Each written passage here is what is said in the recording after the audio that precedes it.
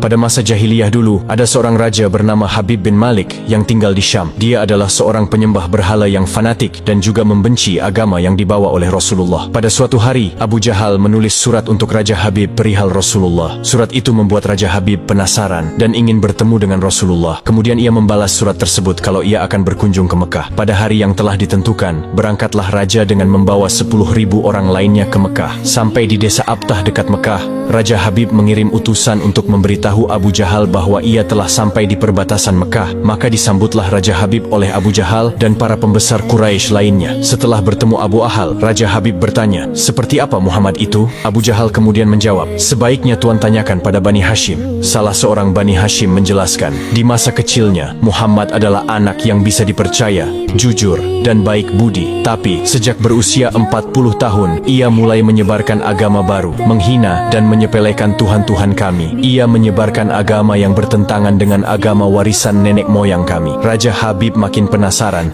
dan ia memerintahkan untuk menjemput Rasulullah dan memaksa bila ia tidak mau datang. Dengan menggunakan jubah merah dan sorban hitam, Rasulullah datang bersama Abu Bakar As-Siddiq dan istri tercinta Sayyidah Khadijah radhiyallahu anha. Sepanjang jalan Khadijah menangis karena khawatir akan keselamatan suaminya. Demikian pula Abu Bakar. Kemudian Rasulullah berkata, "Kalian jangan takut, kita serahkan semua urusan kepada Allah." Setibanya di desa Abtah, Nabi Muhammad disambut dengan ramah dan dipersilahkan duduk di kursi yang terbuat dari emas. Ketika Rasulullah duduk di kursi itu, memancarlah cahaya kemilau dari wajahnya yang berwibawa, sehingga yang menyaksikannya tertegun dan kagum. Maka berkata Raja Habib, "Wahai Muhammad, setiap Nabi memiliki mukjizat. Mukjizat apa yang engkau miliki?" Dengan tenang Rasulullah balik bertanya, "Mukjizat apa yang Tuan kehendaki?" "Aku menghendaki matahari yang tengah bersinar engkau tenggelamkan, kemudian munculkanlah bulan, lalu turunkanlah bulan ke tanganmu, belah menjadi 2 bagian, dan masukkan masing-masing ke lengan bajumu sebelah kiri dan kanan. Kemudian keluarkan lagi, dan satukan lagi, lalu suruhlah bulan mengakui engkau adalah Rasul. Setelah itu kembalikan bulan itu ke tempatnya semula. Jika engkau dapat melakukannya, aku akan beriman kepadamu dan mengakui kenabianmu." Mendengar itu, Abu Jahal sangat gembira. Pasti Rasulullah tidak dapat melakukannya. Dengan tegas dan yakin Rasulullah menjawab, "Aku penuhi permintaan Tuan." Kemudian Rasulullah berjalan ke arah Gunung Abi Qubaish dan sholat 2 rakaat. Usai sholat, beliau berdoa dengan menengadahkan tangan tinggi-tinggi agar permintaan Raja Habib terpenuhi. Seketika itu juga, tanpa diketahui oleh siapapun, turunlah 12.000 malaikat. Maka berkatalah malaikat Jibril, "Wahai Rasulullah, Allah menyampaikan salam kepadamu dan berfirman, 'Wahai kekasihku, janganlah engkau takut dan ragu. Sesungguhnya aku senantiasa bersamamu. Aku telah menetapkan keputusanku sejak zaman azali tentang permintaan Habib bin Malik. Pergilah engkau kepadanya untuk membuktikan kerasulanmu. Sesungguhnya Allah yang menjalankan matahari dan bulan serta mengganti siang dengan malam.'" Untuk diketahui, Habib bin Malik mempunyai seorang putri cacat,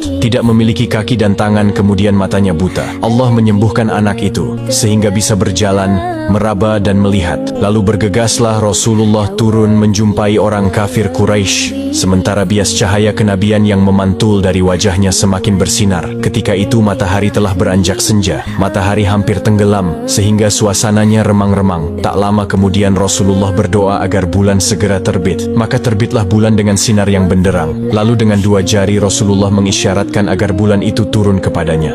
Tiba-tiba suasana jadi amat menegangkan ketika terdengar suara gemuruh yang dahsyat. Segumpal awan mengiringi turunnya bulan ke tangan Rasulullah. Segera setelah itu beliau membelahnya menjadi 2 bagian, lalu beliau masukkan ke lengan baju kanan dan kiri. Tidak lama kemudian, beliau mengeluarkan potongan bulan itu dan menyatukannya kembali. Dengan sangat takjub, orang-orang menyaksikan Rasulullah menggenggam bulan yang bersinar dengan indah dan cemerlang. Bersamaan dengan itu, bulan mengeluarkan suara, "Asyhadu an la ilaha illallah wa asyhadu anna Muhammadan abduhu wa rasuluh." Menyaksikan keajaiban itu, pikiran dan perasaan semua yang hadir terguncang. Sungguh, ini bukan mimpi, melainkan sebuah kejadian yang nyata, sebuah mukjizat luar biasa hebat yang disaksikan sendiri oleh Raja Habib bin Malik. Ia menyadari, itu tak mungkin terjadi pada manusia biasa. Meski ia lihat dalam ilmu sihir sekalipun, namun hati Raja Habib masih beku. Maka ia pun berkata, "Aku masih mempunyai syarat lagi untuk mengujimu." Belum lagi Raja Habib sempat melanjutkan ucapannya, Rasulullah memotong pembicaraan. "Engkau mempunyai putri yang tidak sempurna, bukan? Sekarang Allah telah menyembuhkannya dan menjadikannya seorang putri yang sempurna." Raja Habib pun terkejut karena tidak ada siapapun yang tahu penyakit anaknya itu, yaitu lumpuh dan matanya buta, kecuali orang-orang istana dan mereka yang dekat dengannya saja.